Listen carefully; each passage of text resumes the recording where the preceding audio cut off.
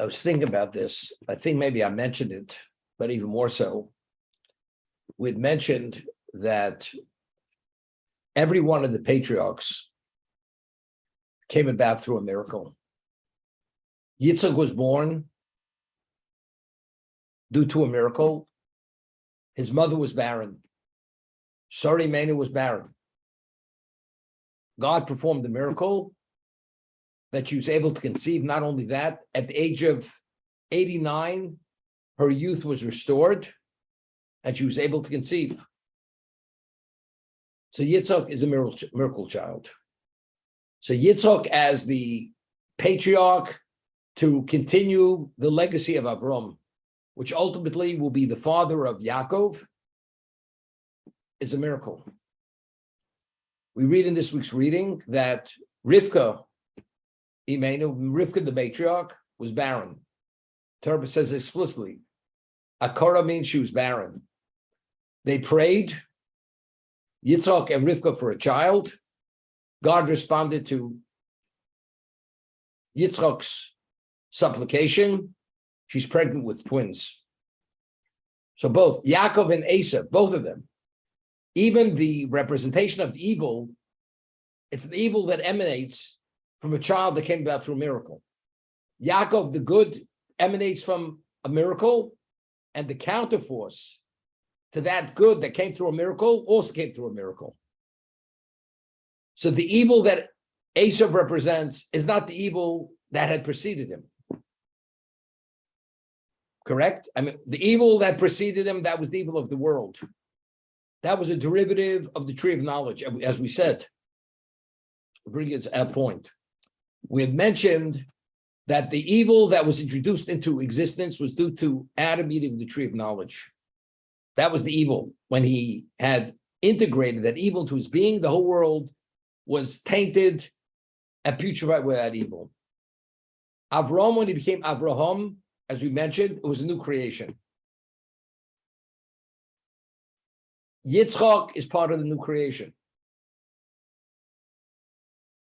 Yitzchak's wife is from his family. Now he has a child from her. She's barren.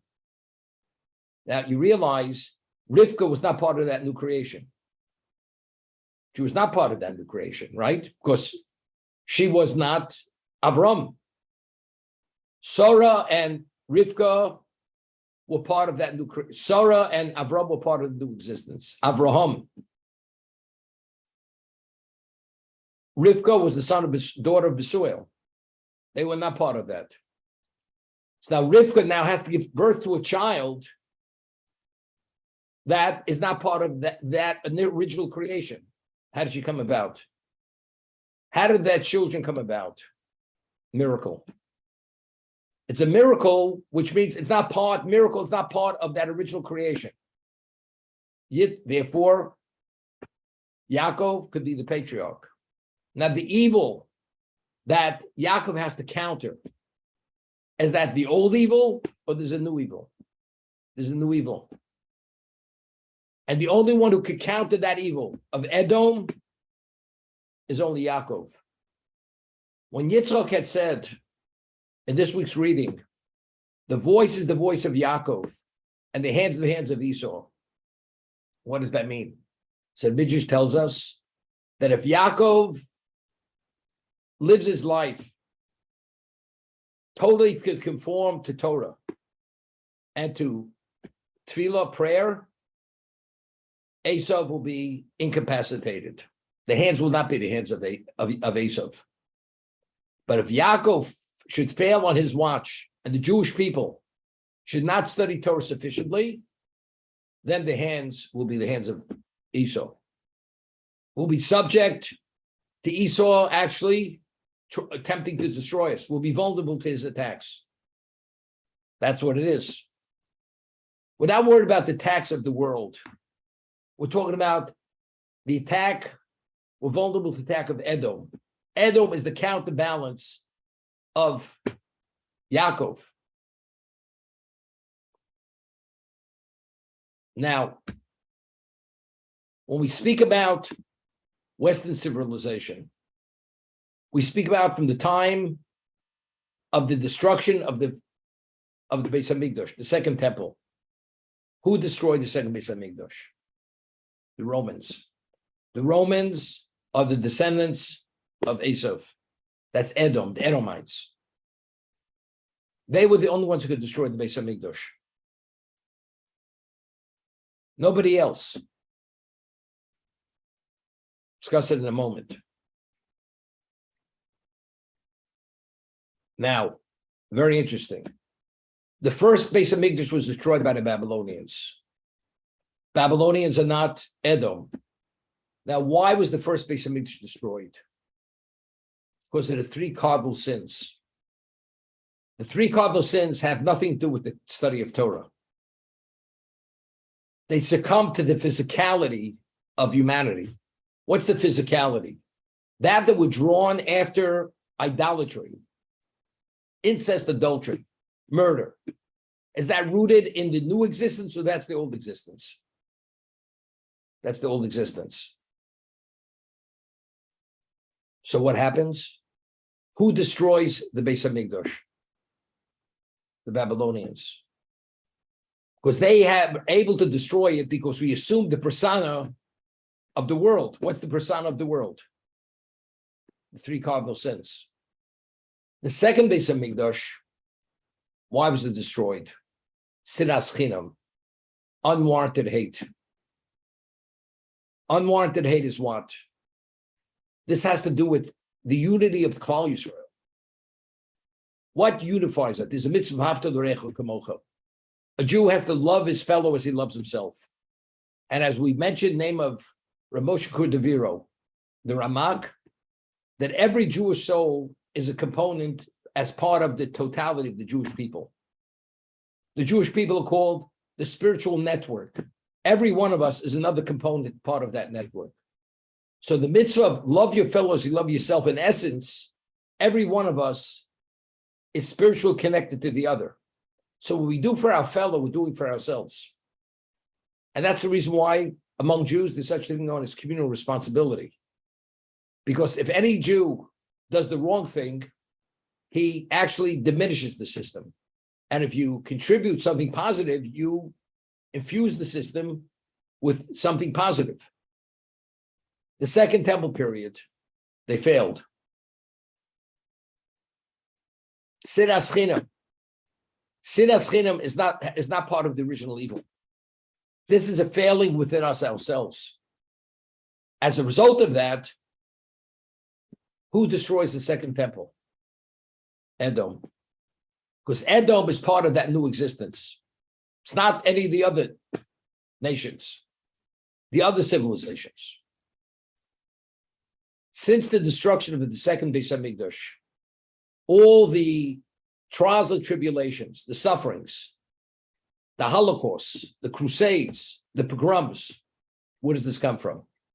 That's Christianity. Christianity is Rome. The Vatican is in Italy. Italy is the Roman stronghold. Amalek. Amalek, that's Purim. Who's Amalek? Amalek is Esau. That's a branch of the Edomites. The Nazis, Yamach Shimon. The Germans, that's Amalek. They annihilated, they murdered 6 million Jews. But again, even the evil of that counters Yaakov, it wasn't the old evil. That old evil has no relevance to Yaakov. It's only the new evil. We find that Yaakov spent 20 years in the home of his father Lavan. He worked 14 years for his 2 wives, 7 years for each of them, and the last 6 years, he remained to earn his wealth. God comes to him and tells him, Yaakov, it's time to leave. Lavan is away, shearing his sheep, and he's unaware of it. And Yaakov puts all his family, all his assets, his herds, his flocks, and his wealth, travels, unbeknown to Lavan. Lavan is 3-day distance from where Yaakov is. Word gets back to Lavan that Yaakov fled with his family. He was infuriated to the point he vowed to kill Yaakov and his family. I mean, Lavan is supposed to be the ultimate charlatan, the ultimate deceiver. And his son-in-law seemed to be so naive and so innocent that he cheated him every moment of his being there. He outwits the expert. It's something. He was livid. He was incensed. He was enraged. God comes to Lavan, says in a dream, I don't want you to put your hand on Yaakov, not for bad or for good. Just stay away from him. Lavan finally catches up with Yaakov, and he says, the truth is, I could have killed you. And I could have destroyed your family. But the only reason I didn't, because your God came to me in the dream and said, as they say in English, lay off. Otherwise, I would have killed you. Okay? When he fled from Lavan, he fled without any concern. He didn't prepare for war. He didn't prepare a gift. Nothing. But yet, when he was returning to Canaan, he sent messengers to see, after 36 years not seeing his brother, has his brother's anger, has it actually dissipated? Is he still vowing to kill him? Word comes back, he's coming against him with 400 men. And the question what that means. Of the 400 generals, each one representing thousands of soldiers, or means 400 men.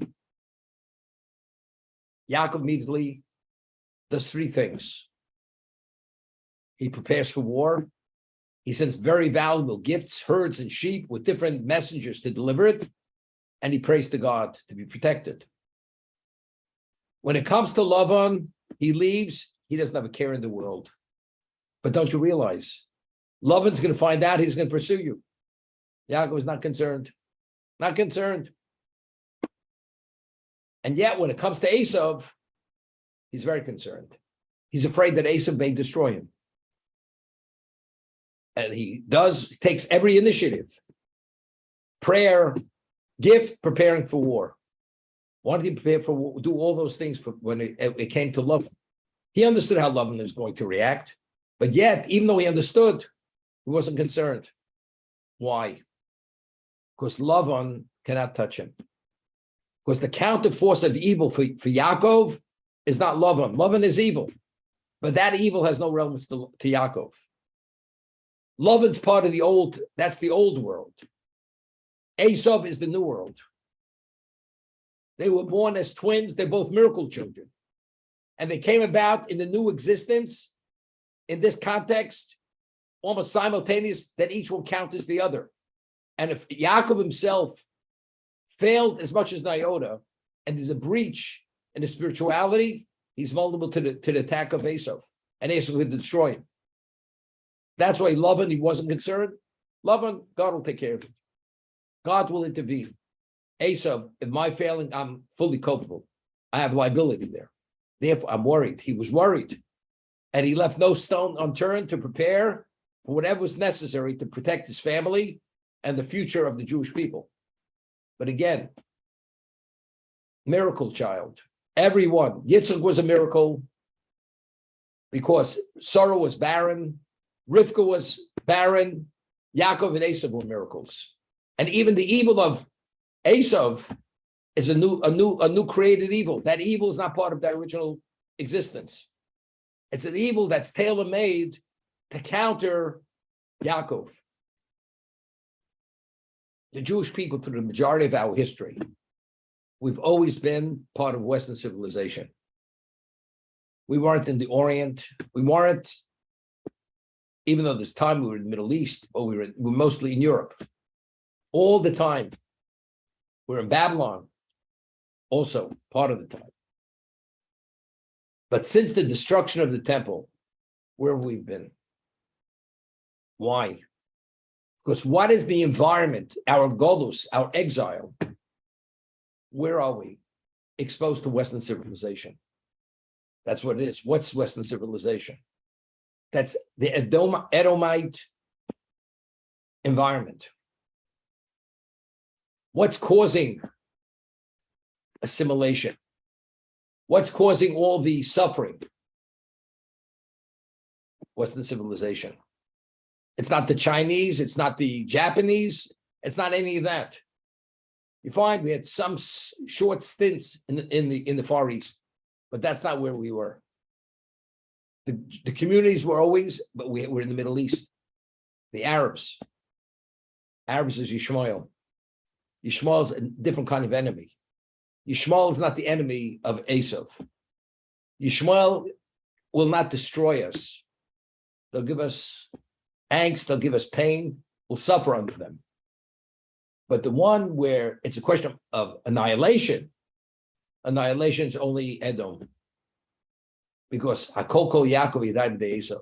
If we don't toe the line the way we should, then Esav will not tolerate any vestige of spirituality in his existence.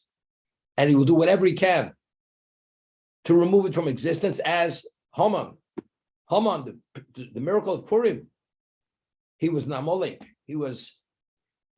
He personified every aspect of what Amalek was, and what was the decree, which he was able to extract from the Persian emperor. To kill, to destroy, to annihilate every man, woman, elder, child, shouldn't be, again, because this is Amalek. Amalek is Edom.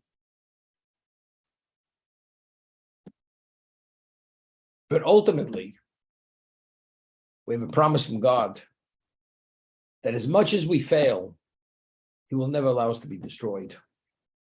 There'll always be a remnant of us left, and from that, the Jewish people will be regenerated. As much as we fail. So even if it's Kol Kol Yaakov, even if we fail on that front, and the Yadayim de Esav up to a point, and we read in the portion of Hazinu, which is referred to as the Shira, that if God would allow the nations to take control over us, they would wipe us out. They would annihilate us. And God, the only reason why they're not able to, even though they should be able to, is only because God says, when they will annihilate you, they'll attribute it to their deities, not to God's vengeance against the Jewish people. So therefore, it will be a total chil Hashem. Therefore, God will not allow it. But it would be up to them, they would wipe us out. So it's only due to God's intervention continuously throughout history that we exist. At the Seder, we say, Hisham de Lavaseinu, Volanu. Omdim Oleidu L'chaloseinu. Continuously throughout history, they stand up, L'chaloseinu, to annihilate us. And who saves us? HaKadosh Baruch Hu Matzilim Miyod. God saves us from the hand. Not to be annihilated. We're hurt plenty. We have casualties. We have limitations put on us. And we have suffering. But what they want to do more than suffering. They want to annihilate us. God won't allow it.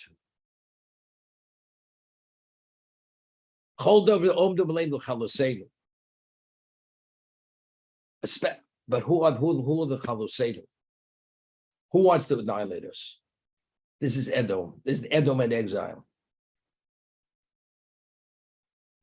The angel that came, who attacked Yaakov, was the archangel of Esau. It wasn't the archangel of any other of the 70 nations. It was Esau. It was his archangel. Why? Because again, that angel was created to represent what Esau was.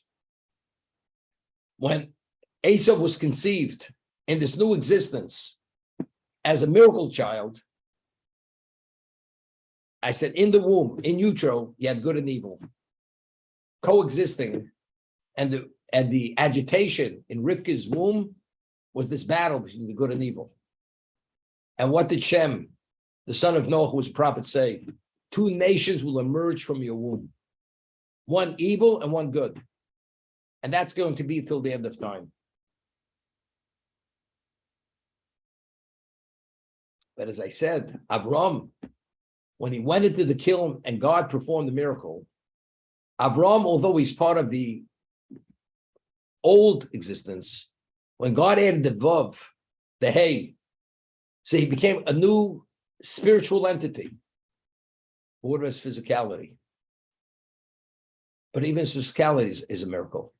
He should have been incinerated and turned to ash in that kiln. So even his physicality came out, he was a new being. That he existed as a human being was a miracle. You understand? The conception of Yitzchak was a miracle. It's the closest thing to ex nihilo, conception to birth. That's why the process of procreation is called procreation. It's the closest thing to creation. Avraham Avinu, although he had the hay added to his name, that's his spiritual dimension. What about his physicality? Biologically, he was part of the old school. He was part of Adam. He was part of that humanity. Even that was miraculous that he lived. He should have been incinerated, turned to ash. How did he come out? He came out a new being. He came out alive. The Talmud tells us that an earthenware vessel, when it absorbs any non-kosher substance, it cannot be purged. And it has to be discarded. Because whatever purging process you do, it will not extract the non-kosher substance from the walls of that earthenware vessel. What about if I take it and put it back in the kiln, where originally it was forged? Where actually, when you make the earthenware vessels, you put it in a kiln to take the clay that it hardens. You put it back in the kiln. You put it back in the kiln, you take it out, it's considered a new vessel. It's not the old vessel any longer. And anything that was in its walls have been vaporized, and it's a new vessel. When Avraham came out of that kiln, he came out a new vessel. He was not the old vessel. As the kiln vaporizes anything which is contained in those walls, when Avraham came out of that kiln, miraculously, he came out a new human being in terms of dimension-wise. So not only was he a new dimension within the spiritual representation because of the hay, but even his physicality, similar to Yitzchak, similar to Yaakov and Esau.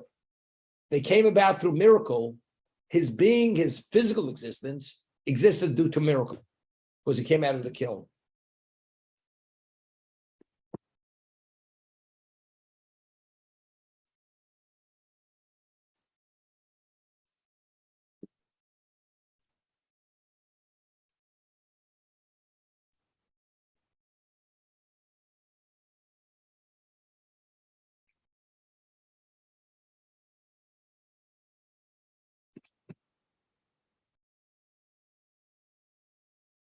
We find that after Lavan, before he parts from Yaakov, they make a covenant, and they take a pile of stones, they pile them up very high. It was called Galed. The pile of stones are a testament to the covenant that they will not cross that line to attack one another. So when they were looking for stones, you see, Lavan said to Yaakov, I could have killed you. The reason why I didn't touch you was because God said, keep your hands off him. Don't do good, don't do bad to him. So when they were gathering the stones, Yaakov fought an angel. You know what it means to fight an angel? It was a physical battle. How does a mortal beat a spiritual being? And he came in human form. Yaakov had such strength, as we read when he first came, and he pulled the boulder off the well, and it says he plucked it off like as if it was a cap on a bottle. He just plucked it off. He had tremendous strength. He was able to move a mountain. That was his power. When Lavan saw this, he was like amazed. He didn't even realize who he was contending with. He tells Yaakov, I could have killed you. Yaakov didn't say a word. Why didn't die? Because God says, stay away. Yaakov didn't say a word. But when Lavan saw, when he gathered the stones, he had to take a piece of mountain, and Yaakov just took part of the mountain and just tore it off. He understood how strong Yaakov was. Then Yaakov already displayed his physical strength.